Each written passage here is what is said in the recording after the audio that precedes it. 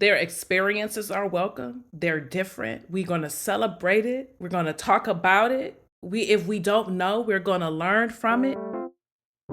That's the beauty of social belongingness.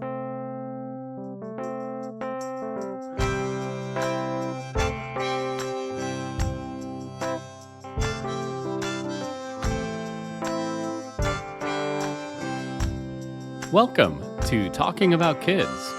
I am your host, R. Bradley Snyder, researcher, activist, and author of The 5 Simple Truths of Raising Kids. For the final Black History Month episode of Talking About Kids, I want to explore steps that we all can take to help protect Black students from the harm caused by gendered and racial stereotypes in the classroom. But as you will hear from my guest, the celebrated scholar Sheretta Butler-Barnes, the things that benefit Black students actually benefit all students.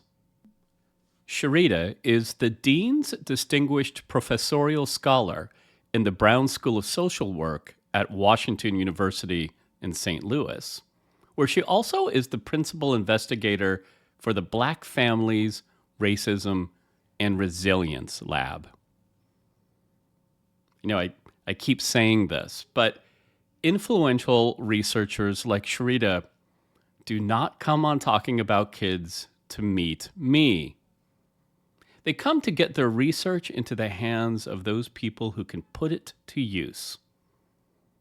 If you enjoy this episode, please give it a positive review and please share it with your friends and colleagues.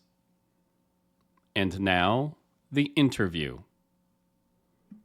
I am a developmental psychologist by training. And so I always start off with saying that because that goes back to why I took an interest in this area. And so as an undergrad student, I remember being in developmental psych classes and psychology courses where there was research presented about Black children, but it was presented from a deficit perspective about their experiences. And I knew as growing up as a child in Detroit who went to stellar and sort of magnet and gifted programming from K through 12, that it did not necessarily have to align with one's socioeconomic status. And some of the things that I saw just didn't align with the research that was being presented to me when I was an undergraduate student. And so I want to state that even though they were sort of doing research and it was from a deficit perspective, I knew that it was important to focus on strength-based assets and to really look at the educational setting and to remove oneself from victim blaming. And so as a developmental psychologist, I always wanted to make sure that when I talk about Black children, particularly Black children in school settings and Black girls, that I wanted to, while I'm talking about the risk factors, I also want to talk about the protective factors and the contextual setting and the neighborhoods and the school racial climate and the experiences with teachers that might also impact their academic achievement as well, because there's a history to that. There's a Absolutely. history, and it's important that we honor that history. And a lot of your work has kind of focused on what a place does to a student. Yes. Right? And Yes. so let's start by talking first about what you know or what you've learned about the adversity that Black children and youth face in the classroom. Yeah, absolutely. So first, I want to say that one of the things we have to know is that Black children and youth are not a monolith, Mm-hmm. right? They have very, very different lived experiences. And some of the things that I found through my research is that depending on contextual setting, right? So there can be Black children that attend schools within urban school districts. There are Black children who attend schools in rural communities, in suburban communities, and even those Black children who go to very elite private schools, Mm-hmm. right? And so I consider that as an experience, and the similarity is that those children are Black within that environment. And Right. so, what does that treatment look like from the teacher or from schools that are supporting them. And the variation comes at if you're in an urban school district and you have less resources than your suburban school district, that's a different set of problems in terms of you have the haves and the have nots. You have differences in standardized test scores, access to extracurricular activities, access to even updated books, right? Mm. Because some of those books are outdated. There's always issues of teacher certification in these school districts. And so that is like one set of problems. And then you have some children that are in suburban schools where they're in predominantly white school districts where it might not be the same sort of access to resources, but they're not in AP classes. Right. They're not in honors classes. They're being treated differently based on their racial and ethnic background. So that's a different sort of stress. And then you get to private schools where these kids' parents make similar income as those parents who can afford to send them to these elite schools, but they're being excluded on teams, they're not being invited to trips. They're have to contend with racism and sexism every day, and then they're also still being left out of honors and AP classes because this idea is that bringing it to the Hmm. forefront, DEI got you here, or you're just here because of a scholarship. So the common thread with these, when you talk about what Black children and youth have to go through in schools, is this is sort of this racialized context that it doesn't matter because Mm. they show up as African American children in a system that is very much not designed for them. We were fortunate enough to have on earlier in this series Shauna Leith. You Mm-hmm. and Shauna published a paper together about kind of Yeah. the risks, what happens in particular to Black girls when they Mm-hmm. face both racial and gender discrimination by teachers. Yes. And could you just for the audience kind of state what you learned about what happens to these Black girls when they face Yeah. that both Yeah. racial and gender discrimination? Absolutely. Absolutely. And so this data was from Black girls who came from different sort of environments. Hmm. So suburban environments, urban environments, rural environments, um, all had sort of similar levels in academic achievement. So they were performing academically well, right? These Hmm. weren't underperforming Black girls. And so we found that when they perceived racial discrimination from their teachers and their peers, and also gender discrimination, this sort of led to higher rates of depressive symptomatology, but also it was associated with some suicide ideation Mm. thoughts, like suicide ideation. And so you have this unique sort of intersection between racism and sexism that sort of exacerbates negative outcomes for Black girls if they're in school settings where they're perceiving discrimination based on their race or gender. And these were simple things like the teacher's not calling on me when I raise my hand, I'm feeling excluded from groups. The teacher and peers seem, I have to keep sort of repeating myself within these contexts. And so it really is isolation Hmm.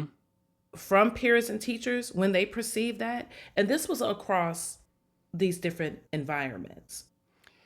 I wanted to bring that up because I think that, unfortunately, from an educator's perspective, with something like what we know about the symptoms of Sure. depression, what we know about suicide ideation, a teacher might not be seeing that in the student, and Right. they aren't going Right. to know the Right. impact. So it might even be hard for that educator to recognize that they're doing something that they need to Exactly. correct. Exactly. But at the same time, I mean, you're absolutely right with this. But when we look at the data Hmm. on Black girls suspension and Black girls Oh, that's true discipline, too. Yeah. this is coming out where you see that Black girls are being suspended for rolling their eyes, having an attitude, not being as expressive as they should be. Mm. So we have to, so this is children across racial or ethnic identity, or even one's sort of gender identity status, right? children express themselves very different. Yeah. Some children have internalizing, some children have externalizing. But I do think, and this is something across my scholarship where I'm finding, even in my interviews with Black girls, to answer your question, many of them say that teachers are aware of the names that these children are calling them. They're aware of these Mm, racialized incidents, but many of them think they're playing, or they ignore it, right. or they're in spaces like, well, I just thought that's something that you all do. You kid around all the time. Mm, And so that might be a case. But again, to your point, teachers might not know these things are happening, but you know when you're being discriminatory. right. We Right. know that, right? So, I mean, yeah. Well, So it's hard. It's hard. and again, I mean, and I encourage listeners to go back if they haven't already listened to my interview with Shauna. Go back because she also talks about the fact that there's often the assumption that Black girls, Black women, Black young women are capable of um, taking on greater adversity than their peers. Absolutely. It's adultification. Yeah. It's adultification where Black girls, and there's scholarship on this, Mm-hmm. they're viewed older as what they are, right? They're viewed to be more promiscuous. They're Right. viewed to be more sassy. It also leads to the strong Black woman schema Yes. where we could be able to just take anything, any sort of adversity. It's almost like a Yeah. superhero complex that Black girls are sort of situated with. But this is very problematic because this is why we see high numbers of discipline. This is why we see these rates of suicide, ideation, and depression symptomatology. Even, some scholars recently stated that it's very difficult to even diagnose Black women with depression because some of our scales don't really get at the cultural aspect Mm. of it. The cultural aspect, because our sort of depression symptoms might look different than other populations. But to your point, this is why it's so important to understand that Black girls are not a monolith Mm-hmm. and that we have to consider race and gender. We cannot use a one size fits all model when even trying to address these things or to do intervention work. But yes, all of that is, and then it leads to the strong Black woman schema. Yeah, I'm trying to think of guidelines, of tips that I could, Yeah. offer to the educators in my audience, to the people that work in after school programs and other direct care programs Yes. that Yes. would help them, for lack of a better term, be better in these situations. Sure. And Yeah.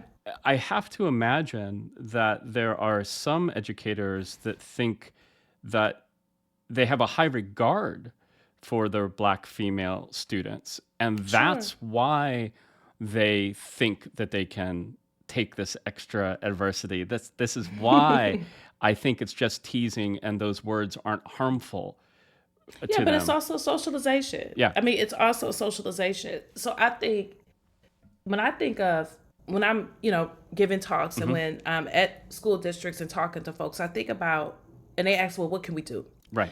Number one, we have to, at the very onset, how did we come to learn about Black girls' development or behavior? Mm. What was our first sort of experience with that? Because it has to be some internal reflection too. Because we are a society of human beings who are Yeah. socialized through media, through other forms, and we learn about groups, if we want to or not, Right. through socialization. So I asked folks, how did we sort of come about in terms of learning the Black girls? What are some of the stereotypes or biases that you've heard? We address that. And then we move into what would it be like creating a safe space for Black girls? Mm. Ani Rogers and I did a paper on creating a safe space for Black girls. Like, what would that look like?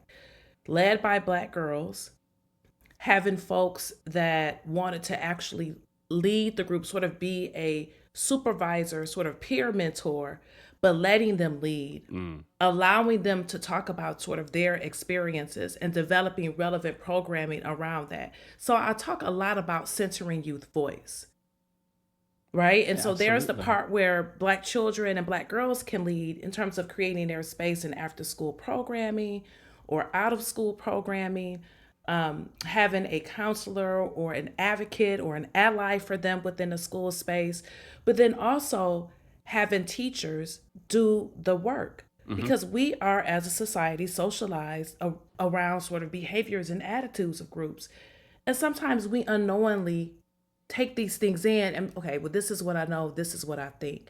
And so I think starting there with some reflection, self reflection, and it's ongoing. This Yeah. is just not a one time. Yep. I always tell folks this is not like a cultural competency. One time you take it and then you're cured of everything for the rest of your life. This is something ongoing that we can do not only with Black girls, but other groups as well, too. Because that's the children deserve to be in spaces where they're protected. And I think as parents, we all want our children to go to school, to learn, to be a productive citizen, to Right. be, a civic, to participate in civic engagement. So I think that's ways that we can start doing that. Well, I think longtime listeners of the Talking About Kids podcast will recognize elements of trauma-informed spaces in Oh what you just yeah. Oh described. So yes. in the past, we've Yes. talked about how do you make a trauma-informed classroom, for example. Absolutely. And some of those elements that you described are exactly those steps Absolutely. do you take to make a trauma-informed space. They Yes. listeners might have also remember, and if you haven't listened to this podcast, Mavis Sanders' podcast Okay. about Yeah. emerging young adults and what That's they right. ask for, and that's exactly what they're asking for, right? Exactly. So Exactly. it Exactly. it People want to be heard. yeah. People want to feel safe across the developmental span, There's right? two other things that get me excited when I see research like this, especially research and findings that are coming from the mouths of the research subjects, right? This is what they are asking for. Because we talk all the time, and this is going to be kind of a shift here, Sheretta, so I Yeah. apologize. Sure. But It's we okay. talk Yeah. all about the time about like the dangers of digital spaces and how kids are Yeah. spending too much time in these spaces. And yet your research, Mavis's research, so many other great scholars' research show that what kids actually want are safe in-person spaces where they Yes. can meet with peers in a way that Yes. is kind of this mutually beneficial exchange of experiences and ideas and creativity. So that gets me really excited. Yeah, because it's affirming their Yeah. identities. It's taking away the isolation aspect because like social media, there are pros and cons with it. But for those but to create a healthy safe space where children can see each other, their identities can be affirmed. They're not in isolation anymore. They're with groups. They can plan. They Absolutely. can just sort of be, it's a communal sort of bonding experience. And I think that's what all children want. And this is why extracurricular activities, our after school Hmm. programmings, are very important for youth because it's a way to also keep them out of trouble. Right. And so all of the research sort of aligns with this idea of sort of creating a space, but also not, and I also want to say, not because we know statistically that 80% of teachers are like approximately 80% of the teachers are white in Yeah. America. Like we know that. And I say this to say we all need to know about diversity. Hmm. We all need to know the importance of equity and inclusion. And we just first have to start doing a work with ourselves across different racial ethnic groups and how we've learned about different students' lived experiences within our class, Yeah. Yeah. whether it's an indigenous student, whether it's a Latinx student, whether it's a black student, whether it's a white student, whether they're from rural, suburban communities. I think we owe that to our children and to ourselves to do the work. Well, and again, it's her name keeps coming up, but it's one of the reasons I know you, our mutual friends, Noelle Hurd, Oh, is yeah. she Natural mentors. exactly Yeah. she points out that we need to Yeah. ask kids who that trusted adult, who their That's mentors right. should be. Yes, right. And it could be that you are in a space with kids. It could be that you're working in an after school program or you're in a classroom and you are that trusted adult, but you That's don't right. share an identity with the kid that needs you to be that That's trusted adult. So you that's need right. to do the work so that you can be the best mentor, the That's best trusted right. adult you But can it's be. about trust. It's Yeah, about making people feel safe and affirming who people are. That doesn't that doesn't always have to be someone from your same community. exactly. The idea is that we have to affirm people's humanity and their existence, right? This is where children feel safe. And I think even talking about Mavis' work, this is even for emerging adults. Yes. Everybody wants a space where they feel that way. And I think for Black and Brown children, our indigenous communities, is even more important that we do that, considering the history of Yeah. education in America Yeah. and groups that were included and groups who were not. We owe that to ourselves. Those are things that can't be erased. We can't have a revisionist history about that. So very true. I'm pausing because that makes me a little bit sad that we are actually having to say that out loud. Yeah, but we I do. know. We do I though, know. right? That's how we get better. As we have to. We have to say the stuff that hurts out loud. We have to. This is where we're at. We got to do it for our kids. Well, and sometimes Yeah. that, and I'm going to pivot into optimism again. Some of the Yes. things that our kids need are a little easier to set up than they seem on the surface. Here I want to pivot to work that you've done with college students about social belonging theory. Oh yeah. Yeah, yeah, Yeah. yeah, yeah, So yeah. can you talk Yeah, to us a yeah. little bit about social belonging theory? Yeah, so social belonging has a lot to do with one's attachment and one's Hmm. connection to a person, to an institution, to a group.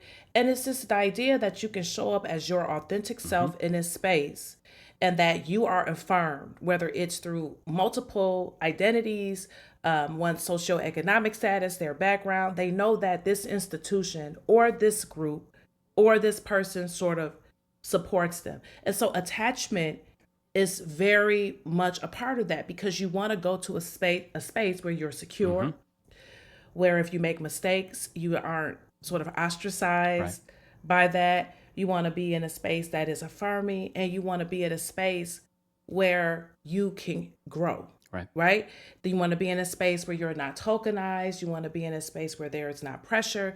And so it really is this idea of how do you belong in a setting where you're very different than other folks, where you know the expectation is at, but you know that institution you feel like you belong because where we feel like we belong, we thrive Yeah. because we're being poured into. Yeah. And so that's how I like to think about social belonging. Well, and again, to go back to something you just said a couple minutes ago, these concepts work for everyone. They work for When you're everybody. setting up Yes. this, you're not setting, you can set it up, absolutely set it up for the Black students in your program, the Black youth in your after school program, but it works for everyone. Yes. And these aren't new ideas. This is, some of this is Eric Erickson, right? We're going That's back, what, exactly. right? Identity formation, like to Exactly. the sense of belongingness, right? Identity confusion versus identity, or like all of that. Yep. It's going back to Eric Erickson. Absolutely. And why I get excited that this continues to pop, that we hear this from contemporary young voices, is because sometimes all it takes is asserting that you want these people here. That's an easy Yes. first step that you can make, is assert that these groups are welcome in your community, in your program, in your classroom. Their experiences are welcome. They're different. We're going to celebrate it. We're going to talk Absolutely. about it. Yeah. If we don't know, we're going to learn from it. That's the beauty of social Yeah. belongingness. So Yeah. and I keep saying this again and again because I think it's this little trick that we miss too often, is also explaining to all of our kids what we're doing to keep them safe in any Yes. environment, right? Yes. And just asserting that, because we might know that they're safe when they're in this, that they're not going to be hurt in this classroom, that we're not going to let anybody, harm them. But did we tell them that? And that's a small thing that Yes. we can do, because we hear again and again from all groups of kids that safety is primary. The Knowing, safety is yeah, primary.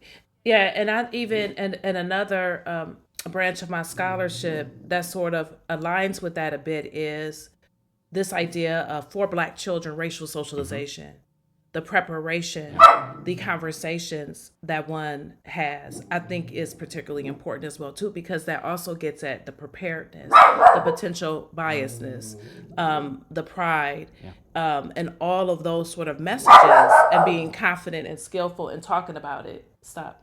Sorry. No, absolutely.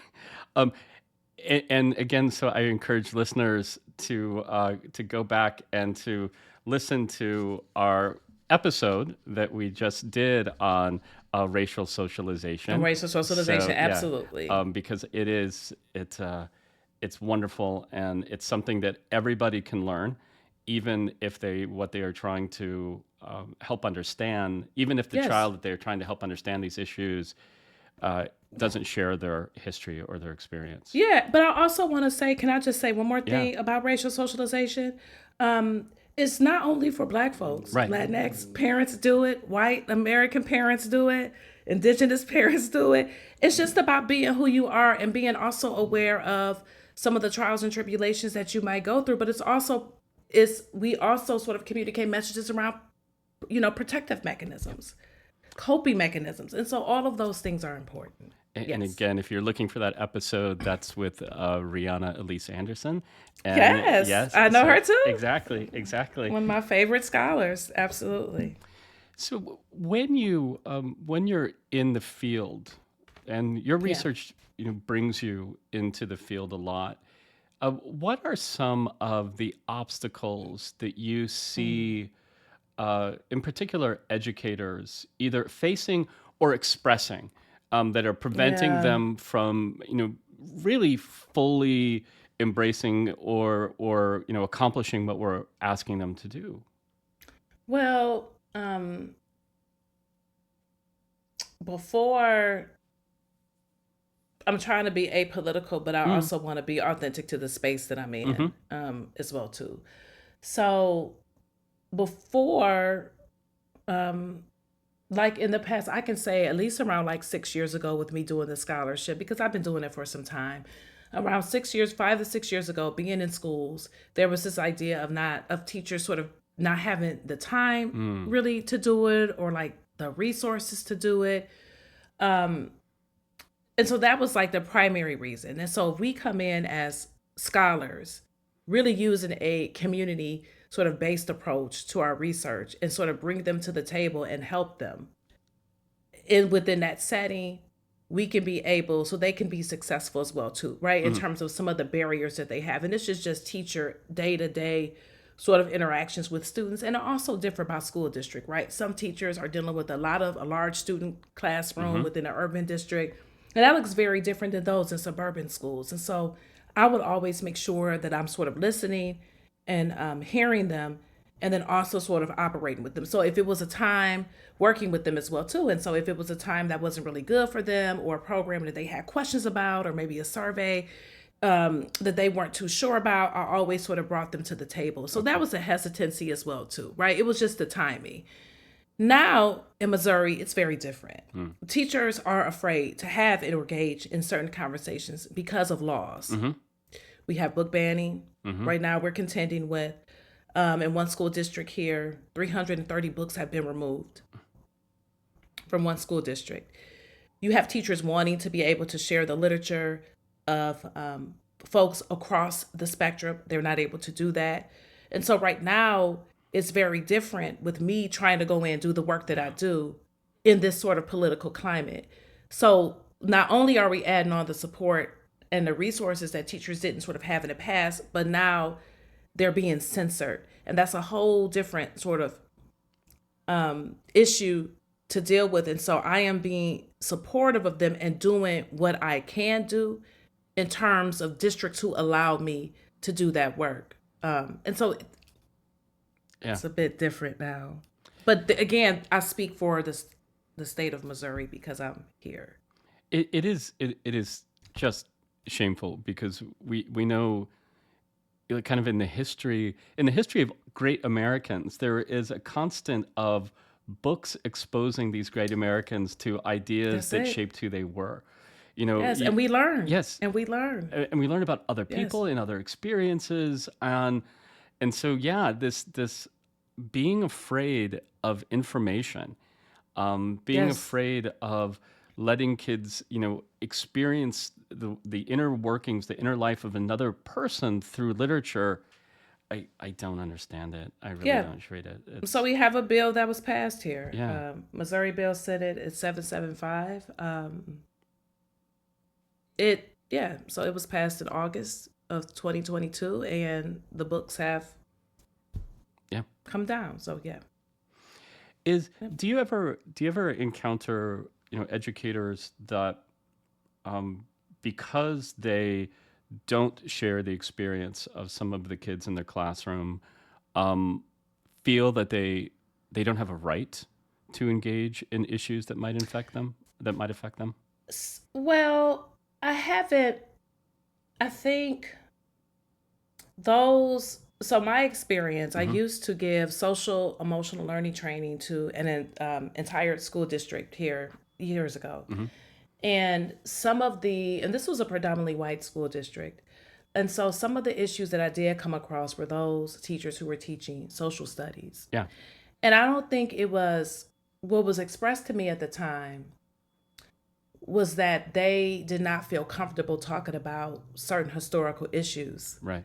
like slavery because they felt like bad. Mm. They were shameful of it.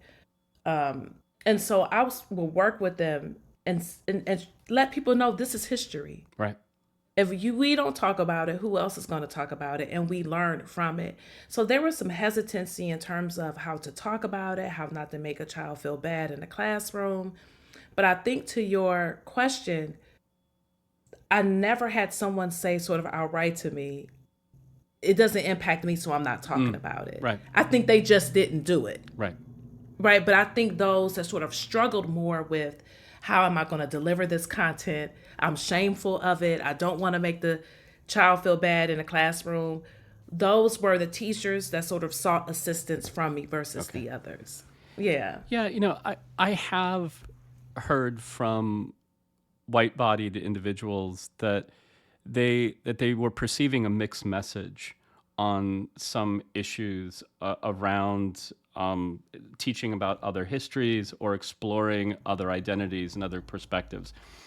And I think what they were reacting to was there had been messages about put out by different groups saying, "Stop asking us about our experience and what you can do," Mm-hmm. right? Mm-hmm. Mm-hmm. But then there was this other message that was coming with these are our stories to tell, not yours.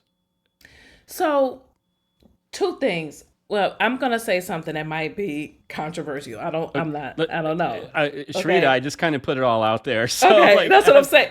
So I have a whole different take. So first of all, slavery is white America's yeah. history. The survival of it is ours. Mm, We have to learn how to talk about it and feel comfortable about it. This is a reality, right. right? And I think the exhaustion Hmm. of folks saying, as a person of color myself, as an African American woman, when you're asking me these questions, it's as if we did it. Mm, It's as if we have the answers. Slavery is white America's history. right. How we survived it is ours.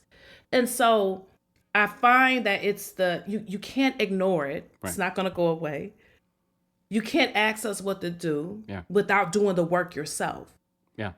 I think that's what we're asking at this point. And so the survival of it, of course, are our stories to tell, but there were other allies as well too. And of course we can acknowledge that in that role.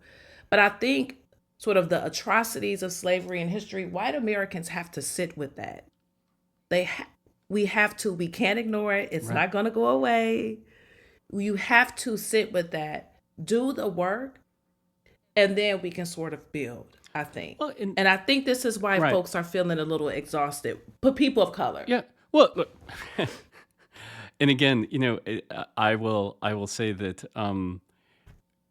I w- I never feel comfortable saying that I'm exhausted in these kind of discussions because Right.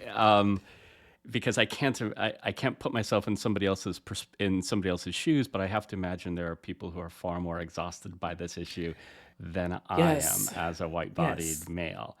Yeah.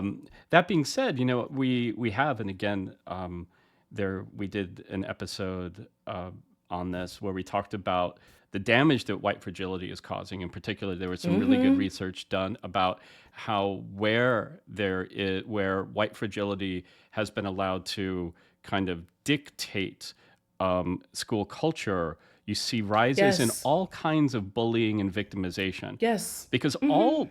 my perspective on this is that anytime you make a topic or the ability to express a feeling verboten, anytime you forbid that, there's That's all these right. other things that you feel that students feel they can't share. And some of that is victimization. They're not going to tell you if they're being victimized. They're not going to, because they don't know who their allies are, because some feelings are That's valid and right. other feelings aren't. That's right. So it's a very damaging thing when we say we can't talk about when we can't talk about a fact. I think it When we can't talk damages. about it. Yeah, That's right, because one of the statistics show the books that are being banned are LGBTQIA plus authors and people of yeah, color. yeah. This happened also in the 80s Mm-hmm. because the idea was that we're talking too much about racism and sexism, that we need to focus on the nuclear family and patriotism. Yeah, This happened before during during abolition. When we had that period, 1857, with Uncle Tom's Cabin, we did it again because they banned the book, the Confederate States, yeah. because it was this idea that it was an abolitionist handbill and that the slaves will revolt. It's this history repeats itself, and we just have to learn from it. We are a diverse America, and we just have to act like one. I say that every day. I think that is a wonderful phrase to end on. Sherita, I want to thank you so much Yes. for taking the time to talk with me today. Thank you so much for all of your work on behalf of kids, all kids. Oh, It's very valuable absolutely. and very important and very appreciated. So thank you. Thank you for having me, and thank you for allowing me to share. That was Sheretta Butler-Barnes. For more information about Sheretta and her work, please visit talkingaboutkids.com. And when you do visit talkingaboutkids.com, please let me know what you think about the podcast. The Talking About Kids theme song is by the Senators. For more of their music, go to thesenatorsmusic.com. And remember, kids are young goats and young humans. And the difference is that young goats are easier to manage.